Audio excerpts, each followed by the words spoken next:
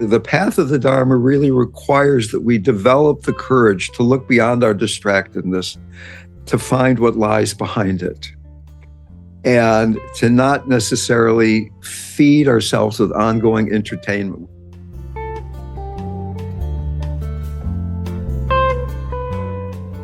Welcome to Dale Borglum's Healing at the Edge.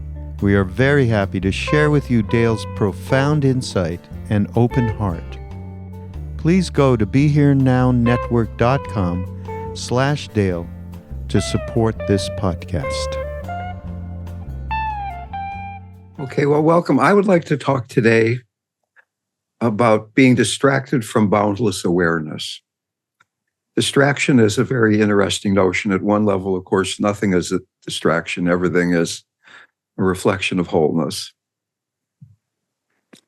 But in Buddhism particularly, they don't really talk about distraction so much as about the wandering mind, that if you're with something, it's not a distraction. And distractions don't really ever disappear. A couple of stories. The first place I ever really meditated was at the Page Street San Francisco Zen Center with Suzuki Roshi. And the meditation room was slightly below ground level, so that there were these windows up at the top of the walls that were on sidewalk level, and you'd be meditating there, and there'd be people doing drug deals right up above your head, right? You could hear the whole conversation about how much people are going to pay for cocaine or whatever, heroin or whatever was going on, right? And then I went to India and I thought, okay, now I'm going to be really able to meditate. It's going to be quiet. And a bunch of us were meditating in Bodh Gaya, the place where the Buddha got enlightened, at the Burmese vihar, the Burmese temple, if you will. It was a very quiet place. It was on a dirt road going into town. And you'd be sitting there meditating and you'd hear this cart being pulled by a water buffalo. And the water buffalo had a bell on its neck. And you could hear the bell go cling, clang. And you could hear it from about a mile away. And slowly, slowly, it would get closer to the temple. And then you could start hearing it go in the other direction, right? So for like about half an hour, this buffalo's walking really slowly. You're thinking, when is that damn buffalo going to be gone so I can meditate again, right? So the point, of course, is that there's always distraction. And what I'd like to talk about today is how to deal with that.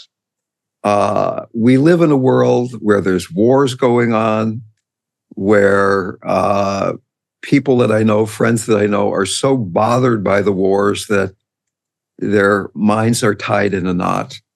People are, wait till this next election starts happening in some more intense way. I assure you that the country is going to get, the temperature is going to get hotter and hotter and hotter. It's going to be a very difficult place. I remember teaching a group 7 years ago in Sheila's living room, and we had the group on Tuesday, so we were going to have a party for Hillary Clinton's election. All the people brought food. We were so excited. The first woman president, and we sat around and watched. It was the worst party I've ever been at in my life.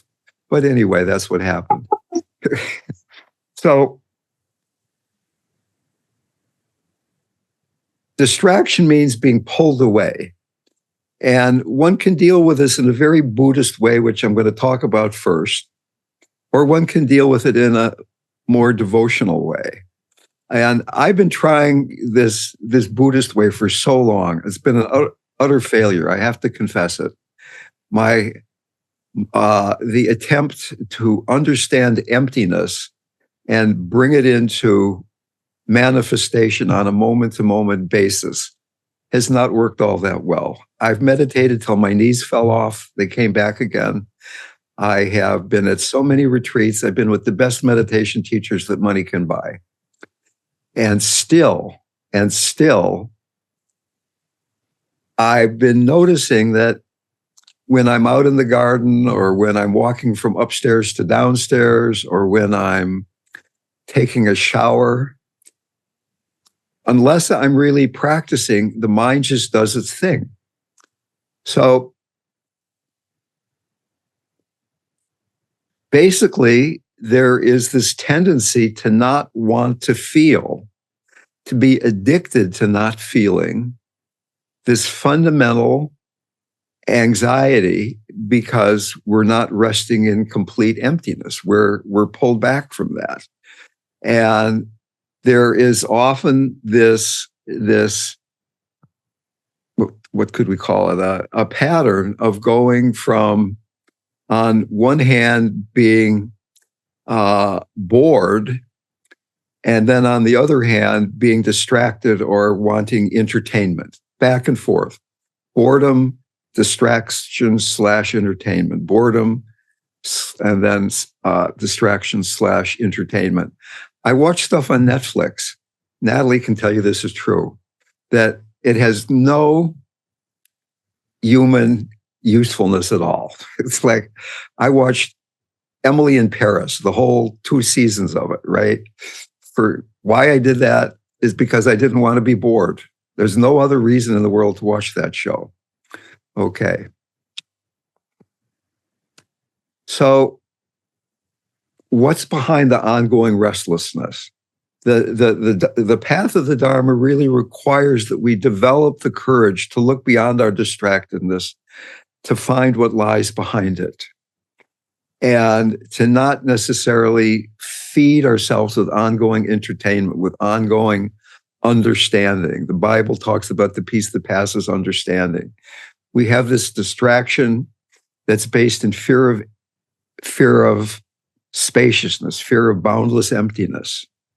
We can't even be friends with ourselves, and we need to start the process, first of all, by beginning to see the clarity on the other side of all the distraction.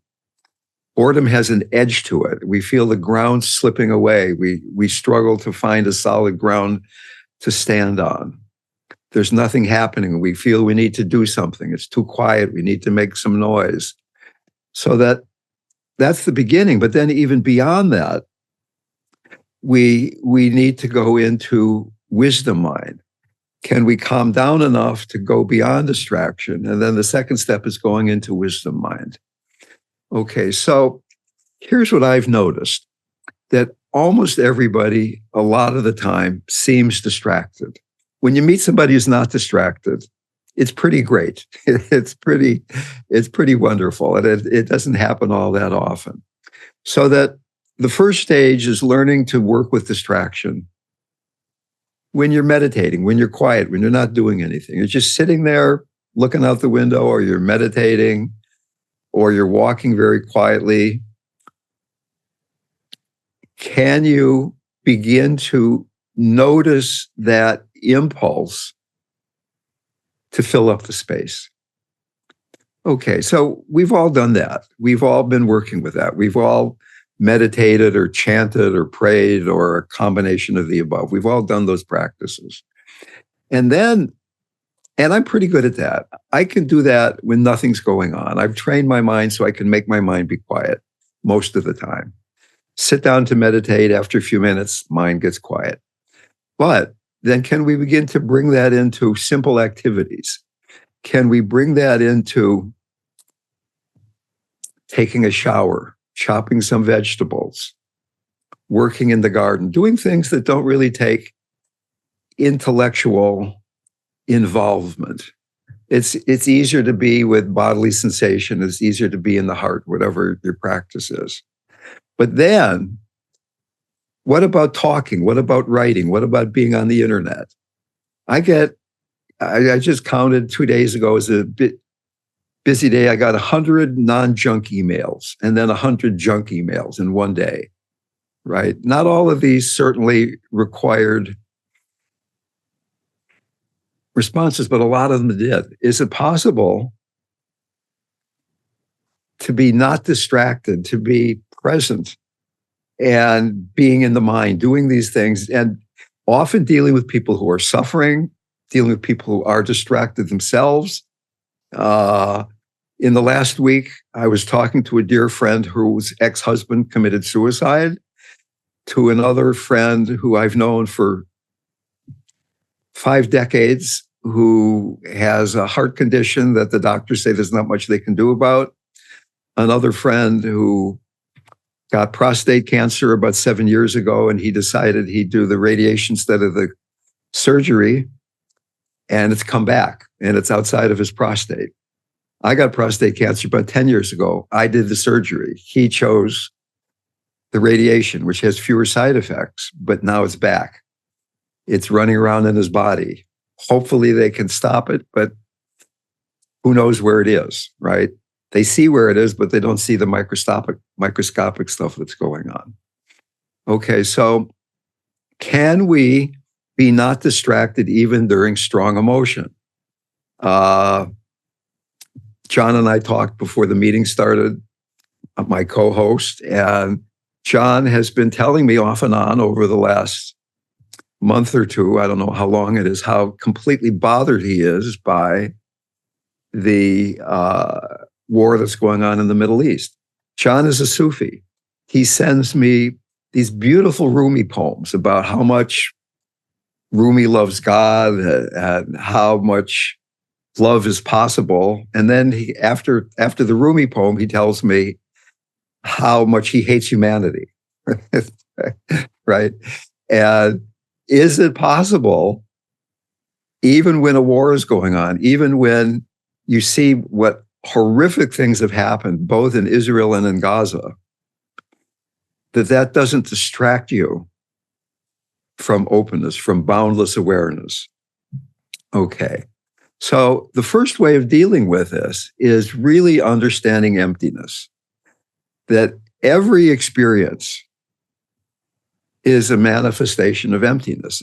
Every experience certainly has this human quality of there's me talking to you and you listening to me and you sitting in New Mexico or California or Georgia or Germany or wherever you happen to be. There's that reality, but there's also the reality that it's all pure consciousness. That what we perceive as reality is neither real, reified, fixed, independently existing, nor is it non-real. And we could go into a whole long talk about the Heart Sutra, emptiness is form, form is emptiness. Just like a dream is real, not really real, but it's not really non-real.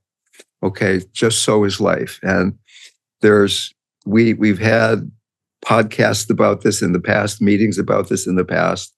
I don't really want to go into too much all the details of emptiness, but one can do these practices. And certainly when one goes deeply enough into meditation, emptiness begins to reveal itself. It's a tricky thing because we need to make friends with how we think we're non-empty. We can't just go into emptiness. We can't do this spiritual bypassing of not dealing with the personality qualities that are embedded in our bodies that make it difficult to be resting in emptiness. So that there's this back and forth between dealing with my human story and the human stories that are being presented to me day after day, this person, that person, okay.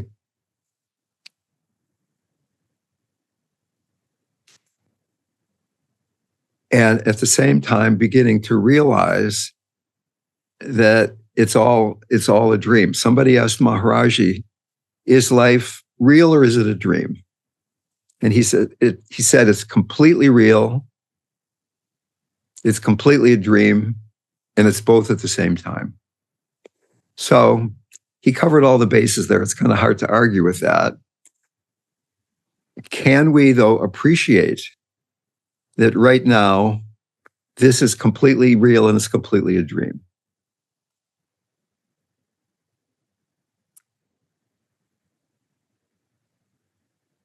We tend to cling to negative self-preoccupations. We need to develop a healthy sense of self in order to be able to bear resting in emptiness. There is this dear being, you, me, that's navigating life, that suffers, that gets old, loses people. Yet this is not the whole view. There are so many more dimensions. Okay, so if I'm annoyed about the war, if I'm annoyed about getting 100 emails, if I'm annoyed about anything, it might be useful to access other ways of looking at life. That even the emails are empty. Maybe they don't all need to be answered right now. Or who is this me? Who is this me that's getting caught up in all this stuff? There are these causes and conditions responsible for creating who I am and who you are. And by noticing the impermanent, dreamlike nature of all these interactions, our hearts can open to the tenderness for both of us. So there's this wonderful saint, Tibetan saint Nagarjuna, and he said, whenever there is a belief that things are real, desire and hatred spring up unendingly. Unwholesome views are entertained, from which all disputes come. Indeed, this is the source of every view. Without it, no defilement can occur. Thus, when this is understood, all views and all afflictions vanish entirely. But how may this be known? It is said that when one sees that all things are dependently produced, one sees that such things are free from birth. So what he's talking about is this Buddhist notion of codependent arising, that everything is connected, that the pain going on in the Middle East is connected with what's going on in Washington, D.C., which is connected with what's going on in Fairfax, California, which is connected with what's going on in my bedroom, which is what's connected with what's going on in my head, right? That it's not like this independent thing is going on out there, that the bad people are out there and I'm the good person sitting here. That when we really begin to get how interconnected we are, that when you see a homeless person, when you see a power-hungry politician, when you see somebody you care about who's suffering, when you see any of these things, you see that it's you in a very fundamental way. And it opens then a sense of mercy, of tenderness, of open-heartedness. Emptiness is the nature of the heart. The compassionate heart, the open heart, the loving heart has three defining qualities. One of them is spacious, empty of grasping, just like that Nagarjuna quote said, a heart that's empty of grasping will be compassionate. The second quality of the open heart is a heart that's connected. Can you be connected to you? Can you be connected to the other? Can you be connected to, may I dare call it God, whatever that verticality is in your worldview? Be connected to the earth, but at least beginning by being connected to yourself. And that then leads to emptiness. Now, what I've been advertising here is that I've been looking at this stuff from a kind of a Buddhist or Advaita Vedanta Ramana Maharshi viewpoint. And I know there are people in the room, shout out to Francis, who really are great followers of Ramana. I love him dearly. But I am so mental myself. This is all my mathematical background. For me, I have had to find emptiness through devotion. And by going into the heart through devotion, I've begun to experience emptiness as a wonderful byproduct. Once again, the heart is empty. Can I trust the heart?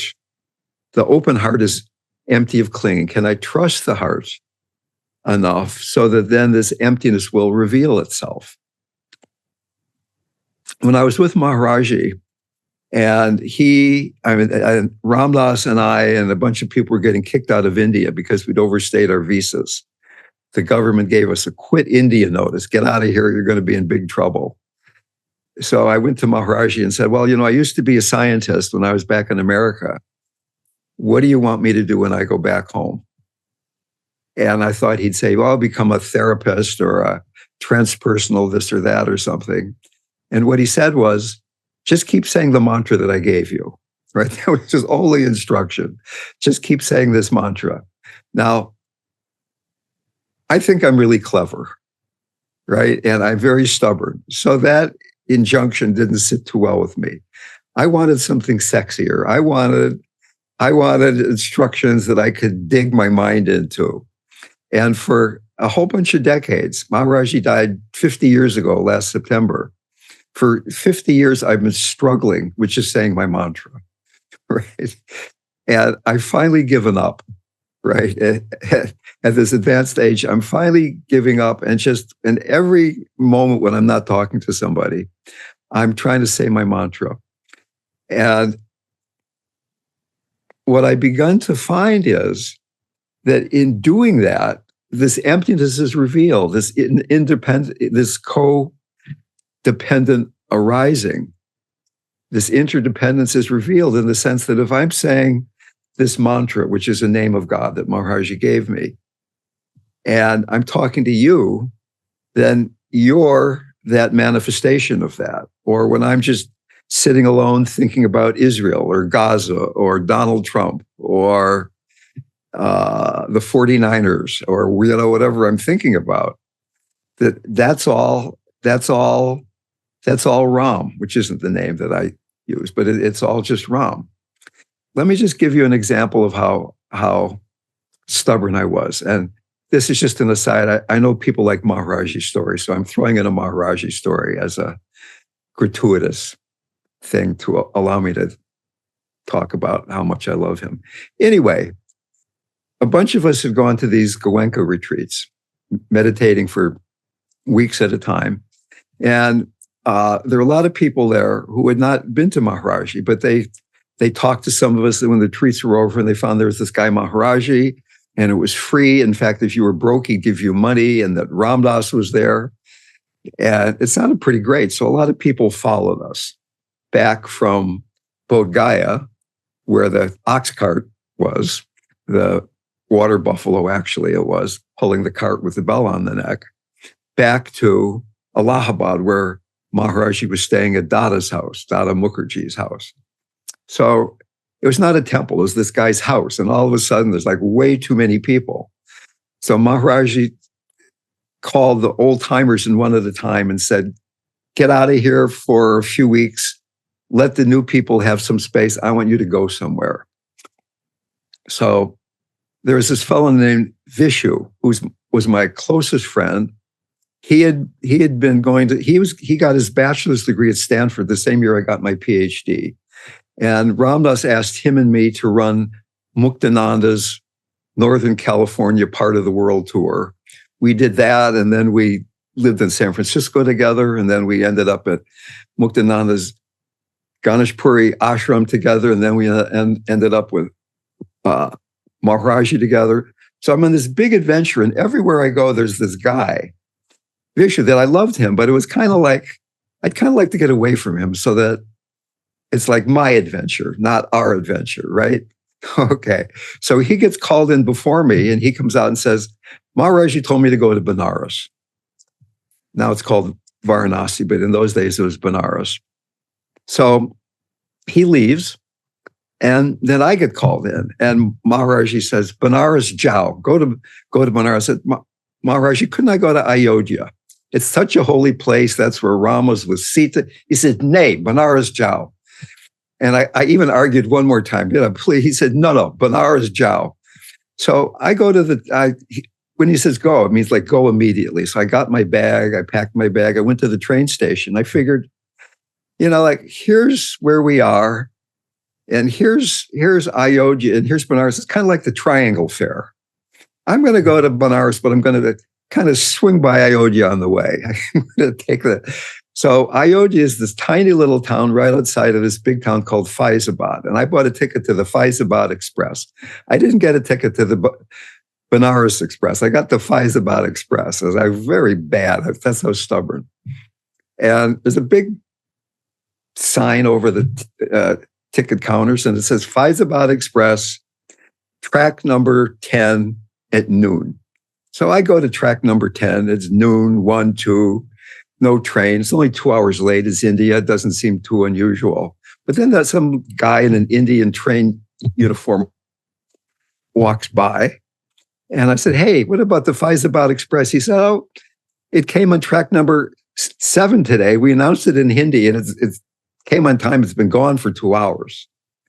And I'm thinking, I didn't speak Hindi. I didn't want to hear all that babble in the background. And I'm standing there, and at that exact moment, a train pulled in right behind me. I turned around, and right at eye view, like 5 feet in front of me, it said Banaras Express. I swear to God, it was like right in my face. So I got on this train. I figured, okay. And I didn't even have a ticket for that train. I had a cheaper ticket. And the conductor took my ticket. He didn't say anything.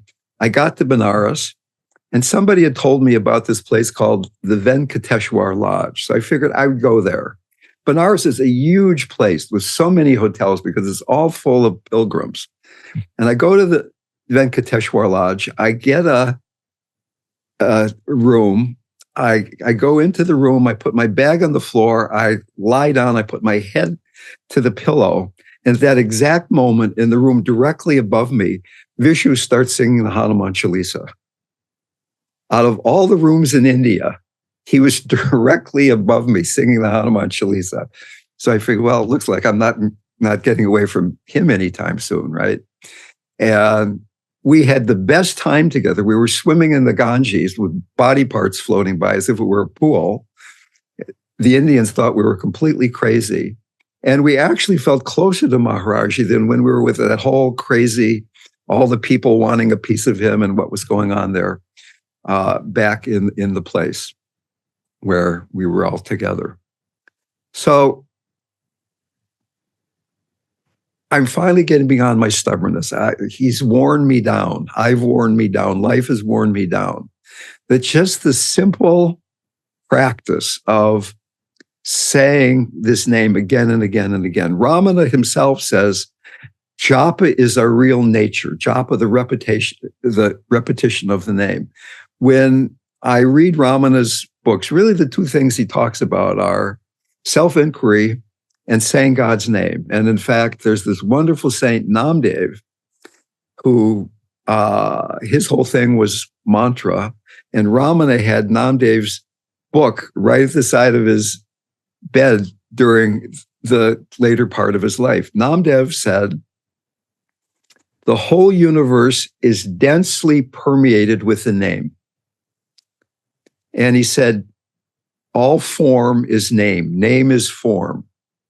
So just think about that for a second. The entire universe is densely permeated with the name. Whether you're saying the mantra or not, what's being said here is that every molecule, every being, every thought is the expression of what the name is. And the name is not pointing at God. The name is God. In the beginning was the Word, and the Word was with God, and the Word was God. Okay. Just last night, I pulled out a book about prayer, thinking I might find something great to talk about today. And there was a piece of paper stuffed in the book, and it had this quote from Saint Teresa of Avila. The only mistake in prayer is to pray as if God were not present. The only mistake in prayer is to pray as if God were not present. So each time you're saying Ram, each time you're saying Ma, each time you're saying, Lord Jesus Christ, Son of God, have mercy on me. Whatever it is, it can be, you can think of it as an asking for God to show up. You can think of it as, hey, I've got this great relationship with God. Or it's God. It's emptiness. It's fullness. It's so empty that it's full. There's no grasping. So what practice do you have when the shit hits the fan? What happens if Trump gets elected again and he starts throwing people in jail that he doesn't like, right? What happens when your friends start getting cancer or heart disease, or maybe it's happening already, right? So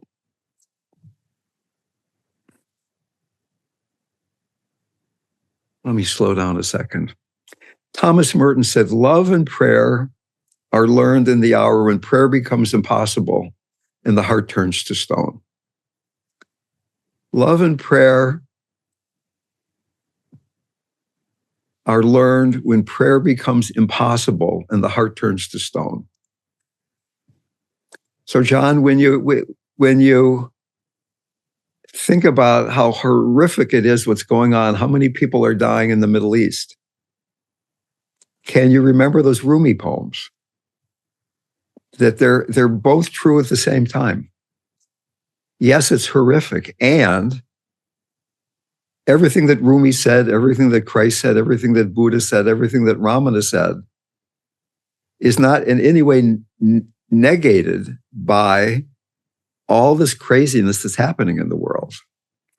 Can we open to grace in every moment by seeing no distinction between the sacred and the mundane?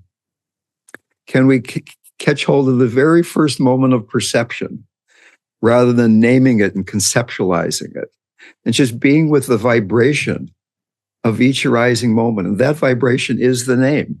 It's permeated with the name.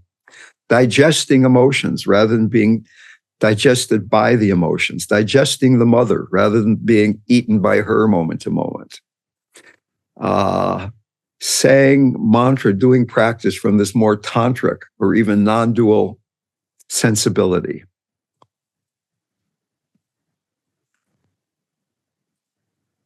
The great Tibetan master Tulku Urgyen Rinpoche, the father of Tsoknyi Rinpoche and Mingyur Rinpoche, said the following thing: the only way to acquire all the great qualities of enlightenment is to repeat many times the short moment of recognizing mind essence. There is no other method.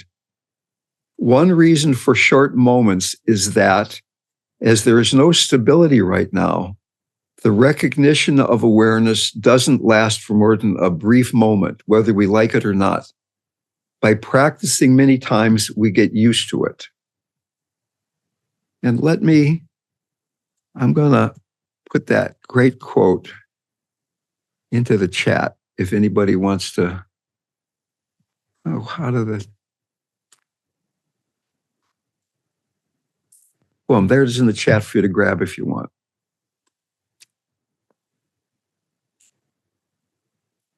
The only way to acquire all the great qualities of enlightenment is to repeat many times the short moment of recognizing mind essence.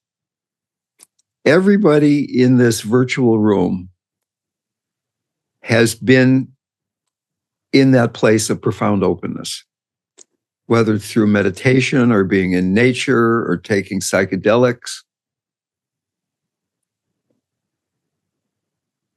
or raising a child, or on, playing music.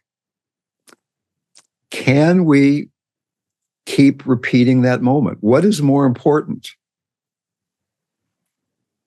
than bringing that openness into our daily activity?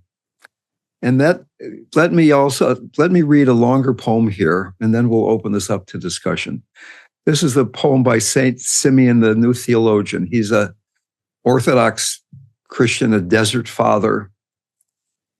Those old desert fathers really knew about prayer. They really approached prayer almost like mantra. They would take a short prayer and just repeat it. We awaken in Christ's body as Christ awakens our bodies. And my poor hand is Christ. He enters my foot and is infinitely me. I move my hand, and wonderfully, my hand becomes Christ, becomes all of him. For God is indivisibly whole, seamless in his godhood. I move my foot, and at once he appears like a flash of lightning. Do my words seem blasphemous? Then open your heart to him, and let yourself receive the one who is opening to you so deeply. For if we genuinely love him, we wake up inside Christ's body, where all our body, all over, every most hidden part of it is realized in joy as him. And he makes us utterly real in everything that is hurt, everything that seems so dark, harsh, shameful, maimed, ugly, irreparably damaged, is in him transformed and recognized as whole, as lovely, and radiant in his light. He awakens as the beloved in every last part of our body. I rest my case.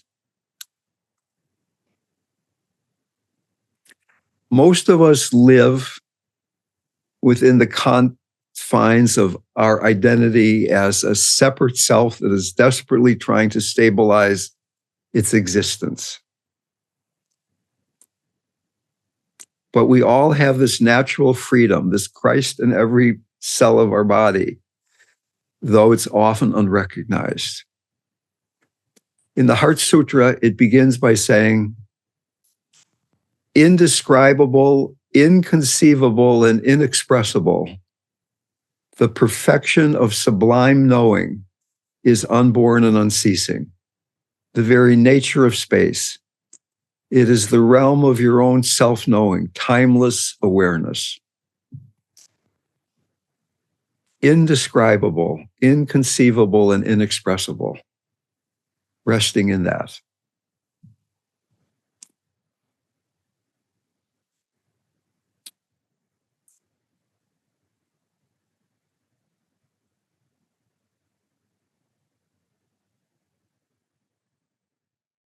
Okay, let's open this up for discussion.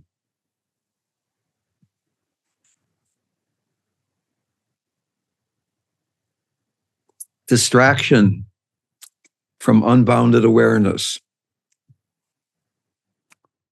Happy New Year. I wanted to ask about devotion, kind of in the opposite way, where you said that the prior approach to, I think it was like spaciousness, wasn't really working for you, and then you did it through the like lens of devotion. It seemed to like really clicked for you. I feel like I have the opposite experience where I would like to kind of foster that sense of connectedness through devotion, but it has been something that is a bit confusing or challenging for me. And so in order to kind of work with that, I'm kind of curious about advice or how one would go about finding. And I was also reminded of the quote that you had shared a few times where the most important thing is finding the most important thing. And I think that's kind of like where I'm at, and like how to, and also similarly like finding a mantra that also like resonates with you. And so kind of finding the direction for the path of devotion in that sense, I feel a little bit like aimless or a little bit lost. And I'm curious about how people would go about finding that sort of direction, if that makes sense. Yeah, that's a great question. Maybe the best question. And I'm kind of exaggerating when I say that the emptiness thing didn't work. The emptiness thing got me to the place where I could finally begin to feel my heart enough that that was really empty enough to feel full, right? And in truth, I was doing both of these things simultaneously ever since I started taking LSD back in the 1960s, right? So it's not, in my case, it hasn't been really one or the other, but I'm just saying that it's only lately, maybe in the last few months, that I've gotten to the point where I've given up trying to understand things and have just simply said, just saying a mantra is enough. That I don't have to be more clever. I don't have to understand anything. Krishnamurti's title of his book, Freedom from the Known. I just love that title. We don't have to know, the peace that passes understanding. So very few of us have the luxury of having a teacher who says, do this and don't do that. And after you've done that for a while, then stop doing that and do this other thing, right? Be a vegetarian and now you can eat some meat. And now you should get divorced and now you should say a mantra, and know that we're going to change it, that you and I pretty much have to make those decisions on our own through our interaction with life itself. And the one tactic that I'm really big on is threatening God. Just saying, hey, I'm working hard. I really want some information now. And if you don't do that, I'm going to be really mad at you. And God doesn't want you to be mad at her. So to really ask for the next step, whatever that might be, to ask for the next step. I'm kind of joking about the threat, but to really ask from the depth of your heart. And if you're like me, you have that kind of personality where you like to threaten God, then that's fun too.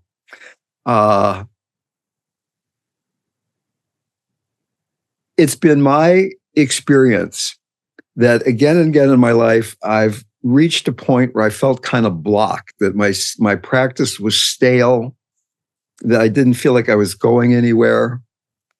And depending on how stubborn I was, that would go on for a short amount of time or for a long amount of time. But what seemed like what would often happen is I finally get so frustrated, I would make some commitment to myself. I remember one time after, it was a long time ago, but I was living in Cambridge, Massachusetts. And I had no idea what I was going to do with my life. I'd just been teaching with RamDev at the first summer at Naropa. I'd come back from India. I wasn't going to be a mathematician anymore. I had no saleable skills other than being a mathematician, which I didn't want to be. And I made a vow that I was going to meditate 2 hours every day. And I did that. It was like really hard some days. Some days I was tired. I didn't want to do it. I was busy. And out of that came this very clear message that here's the next step in your life. Here's the thing to do. It turned out it was going with RamDev to New York and being with Joya, who, even though that ended up having its own story involved, that was kind of crazy. It really shifted things. And that's happened any number of times where I didn't know what to do next. So I made some commitment to settle down and be as fully present now as I could be. And the next message then appeared. I trust your heart, Meadows. You will find the next message. Thank you. Thank you. I really appreciate your response. Yeah, I have a question. How does one separate or become clear about whether one is operating from one's ego or one's soul? Well, Craig seems to have a talent for asking the most difficult questions.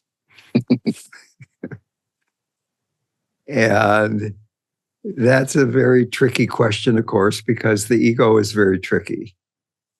The ego likes to disguise itself and tell you that you're paying attention to your heart when it's really ego clinging.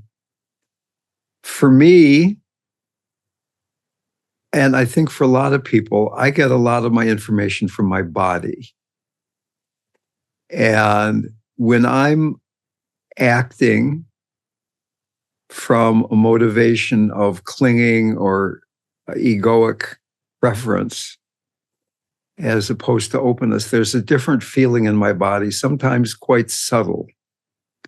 For example, and I don't really remember, Craig, how long you've been coming to these things, but I've talked a lot about grounding and centering, that my experience is that a lot of people in the West, and particularly meditators, aren't necessarily very embodied. And that getting grounded and centered, inhabiting the first three chakras, is really a prerequisite for being able to rest in the heart, to let a mantra be enough and be simple, if you will. As long as there's the guilt, fear, and shame roiling around in the unprocessed parts of the lower chakras, then what we've been talking about today will only happen very, very sporadically. So for an example, they say that when you're centered, let me say this differently, that when you're not centered, that for almost all people, your shoulders come up a little bit. I should be doing something rather than letting the universe do it through you. And there's a tightness in your lower belly, in your hara. So that becoming centered is releasing the shoulders, releasing the lower belly, but at the same time bringing some strength to the lower belly. And that's a whole other discussion about being centered, which we've done before, and we're not going to do right now in any depth. But if I have any question about how true is this voice that's trying to get me to act, is this my true nature, or is this ego trying to trick me here into doing something that's coming from a place of contraction? Then I ask my body, where am I coming from in my body? What does it feel like? How comfortable, how open, how much can I inhabit my belly? What does it feel like in my heart? Hope that helps. Thank you. Nicholas.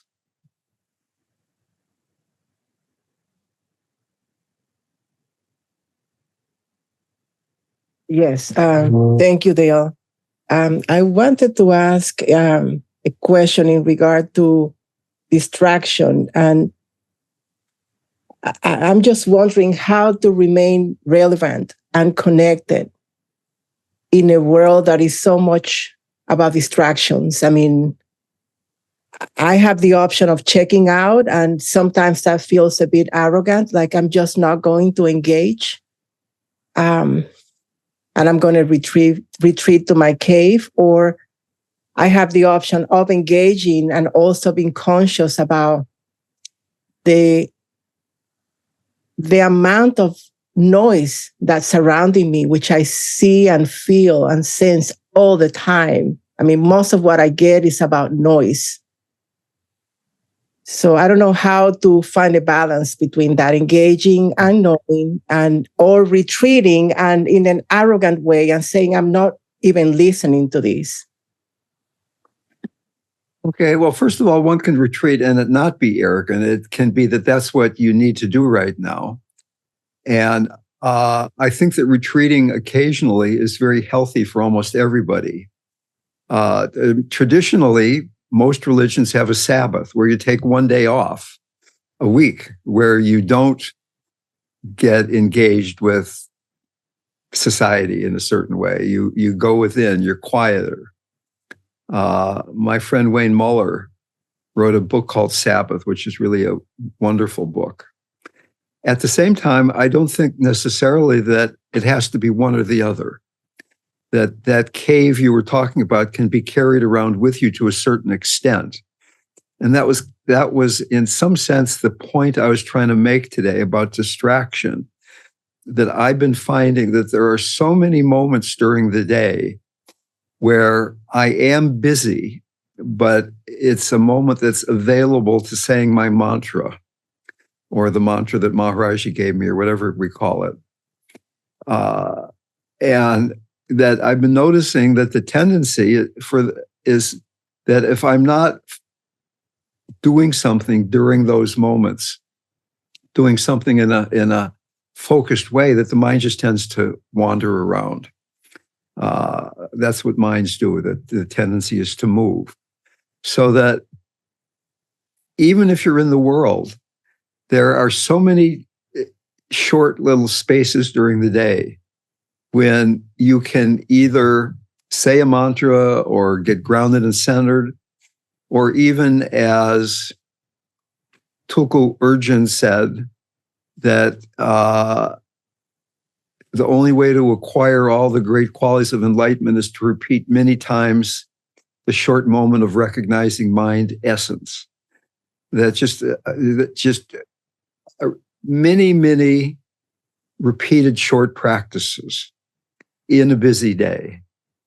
There's a guy in LA, used to be a Buddhist monk, and he's made a fortune talking about 5-minute meditations. It's like, and I haven't made a fortune talking about similar things. Okay, so carry the cave with you. It's not one or the other. Honor the Sabbath. Thank you so much.